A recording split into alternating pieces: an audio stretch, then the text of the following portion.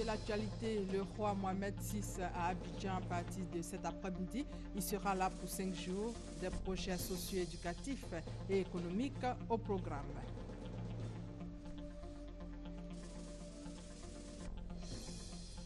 « 27e édition de la Journée mondiale sans tabac. Le thème éliminer le commerce illicite des produits du tabac.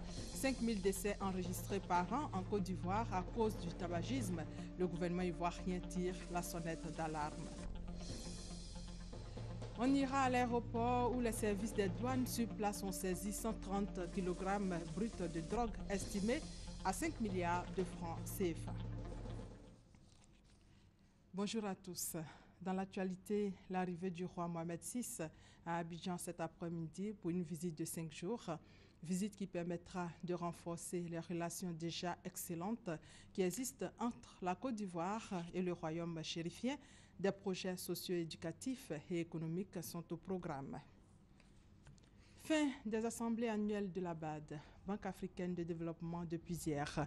Le Premier ministre Daniel Kablan-Duncan, représentant le chef de l'État Alassane Ouattara, a présidé la cérémonie de clôture après 5 jours de travaux autour du thème « L'Afrique et le nouveau paysage mondial ». Plusieurs moments forts ont marqué ces assises, notamment l'élection du 8e président de la BAD, Dr Adeseni.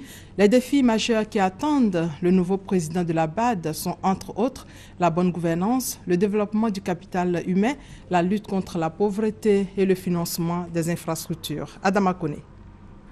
Dès après son élection, le nouveau président du groupe de la Banque africaine de développement BAD, le Nigérian Akinwumi Adesina, s'est envolé pour son pays. Et pour cause, l'investiture du président de la République fédérale du Nigeria ce vendredi 29 mai. S'il est retourné aussitôt au bord de la lagune Ébrié, accompagné de son épouse, pour la cérémonie de clôture, c'est le 1er septembre prochain qu'il prendra fonction. Et les défis au cours de sa présidence sont nombreux. Les grands défis, c'est poursuivre l'intégration régionale et puis la question de la jeunesse. C'est important d'augmenter le flux économique, le flux même financier en Afrique. Je vois que la BAD, en tant que première institution financière, doit jouer un plus grand rôle à faciliter les allées et venir entre les pays, entre le peuple et entre les citoyens africains. Pour cet autre participant aux assemblées annuelles d'Abidjan, le challenge peut se résumer en 3 points. Le défi des infrastructures était très important puisqu'on sait qu'avec la transformation de l'économie africaine, il faut plus d'infrastructures. On estime à 100 milliards de dollars chaque année ce qu'il faut investir pour rattraper énergie, routes, aéroports, ports. Donc c'est un défi majeur. Deuxième question, c'est la question des ressources humaines. Parce qu'on estime que les ressources humaines finalement, c'est l'infrastructure des infrastructures. S'il n'y a pas de compétences, de talent pour profiter de ces infrastructures, il n'y a pas de développement. Donc je crois qu'il y a un défi majeur pour le président de la BAD, c'est s'assurer avec les États africains qu'ils misent sérieusement sur la rénovation du système éducatif, qu'on mise davantage sur les formations pratiques et techniques, parce qu'avec 80% de jeunes au chômage, on ne peut pas faire de développement même s'il y a des routes, même s'il y a des aéroports. Et puis troisième défi, la gouvernance. La gouvernance pose de sérieux problèmes au continent africain.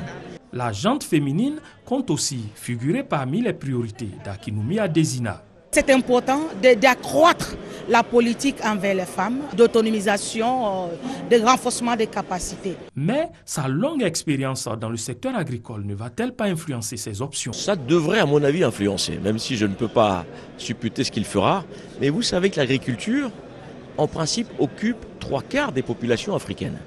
Mais dans le même temps, c'est un secteur qui ne produit pas assez. C'est-à-dire, on est obligé d'importer alors que 60% des terres arables non cultivées sont en Afrique et que beaucoup de jeunes peuvent trouver des emplois dans l'agriculture.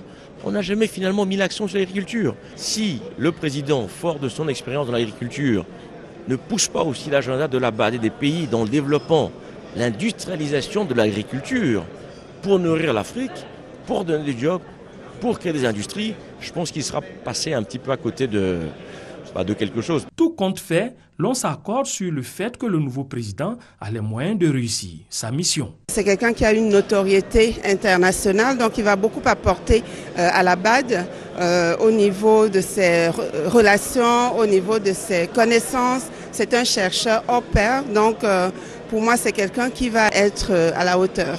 Un vent nouveau souffle à la tête de la BAD. Il appartient à son président à sa prise de fonction de le rendre favorable pour le développement du continent.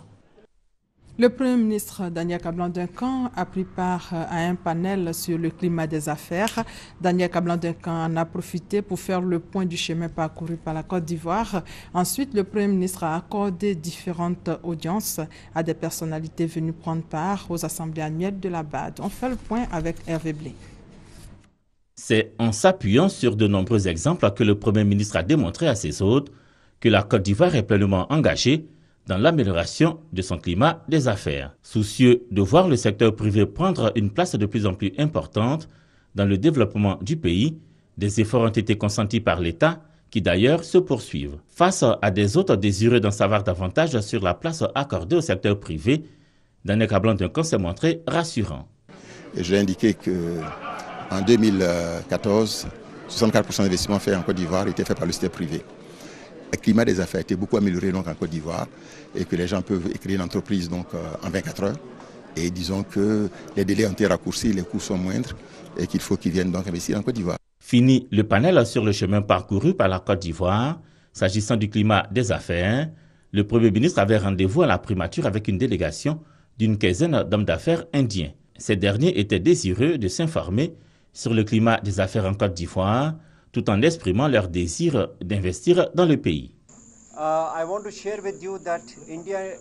L'année passée, il y a 1 an, 3 mois maintenant, 78 entreprises indiennes donc, ont pris contact avec le CPC. Cela traduit donc l'intérêt que l'Inde a pour la Côte d'Ivoire.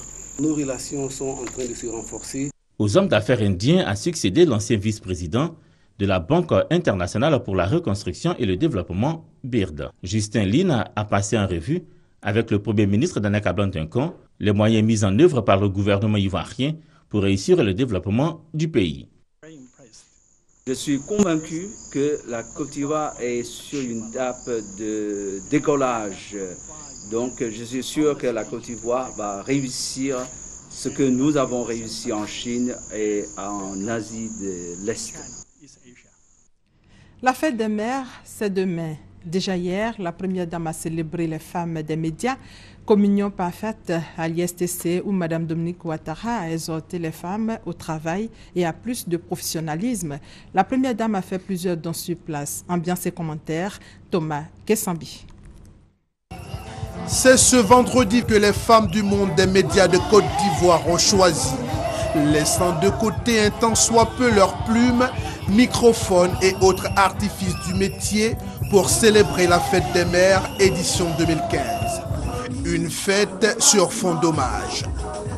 Et c'est sur Dominique Ouattara, première dame de Côte d'Ivoire, que le choix des femmes de la communication s'est porté pour parler d'hommage à la mère. Madame la Première Dame, nous nous honorons de votre présence à nos côtés qui témoigne de l'intérêt que vous avez toujours porté et manifesté à l'endroit de vos sœurs de Côte d'Ivoire et particulièrement ce jour à celle de nos différentes corporations. C'est la première fois de notre histoire qu'un tel honneur nous est fait. Depuis son accession à la magistrature suprême, le président de la République, son Excellence Alassane Ouattara, s'emploie à promouvoir la femme dans tous les domaines de la société ivoirienne. Et nous sommes sûrs que vous y êtes pour quelque chose. Après cette figure de proue des médias de Côte d'Ivoire, c'est au tour d'Afoussiata Baba Lamine, ministre de la Communication, de reconnaître le mérite de l'épouse du chef de l'État dans ses actions en faveur de celles qui ont le privilège unique de mettre au monde les enfants. Toutes les mères du secteur de la communication, Madame la Première Dame, sont présentes. Nous avons décidé d'avoir pour modèle la Première Dame de Côte d'Ivoire, Madame Dominique Ouattara, femme, épouse et mère, généreuse, attentionnée.